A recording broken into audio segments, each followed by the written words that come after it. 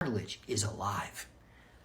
And it's a lot like a sponge. So it goes in and out when you squish it. You know, you squish a sponge like this, water comes out, and you let it go, the water goes back inside. Well, here's the deal. Cartilage has no blood vessels, but it needs all the nutrients, oxygen and sugar and everything else that every other cell in the body needs.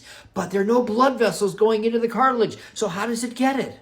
Well, when you're walking along, that cartilage in your knee joint gets squished a little bit. And so starts to have fluid diffusing in and out of the cartilage. And so those chondrocytes, those cartilage cells, are able to get the nutrients they need and stay alive. Well, that's fine. But over time, over your lifetime, you start getting calcium into the cartilage and it gets stiffer and you don't get as much compressibility.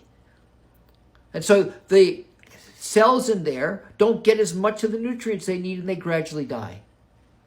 And as they die, the cartilage starts to break down and gets stiffer and breaking down. And on an x-ray, it gets thinner and thinner and thinner. And the bones are getting closer and closer together until you have beginning osteoarthritis. And then you finally get full-blown bone arthritis or osteoarthritis.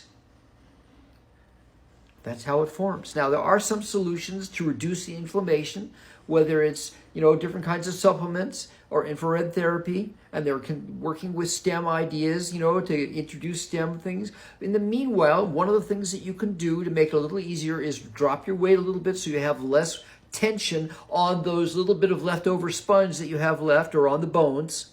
A little less weight on there will make it easier for you. And some other things you can do, some exercises so it stays fluid. Do the best you can. All right? Best of luck. If you want to know more about this, let me know. I'd be happy to do another video on it.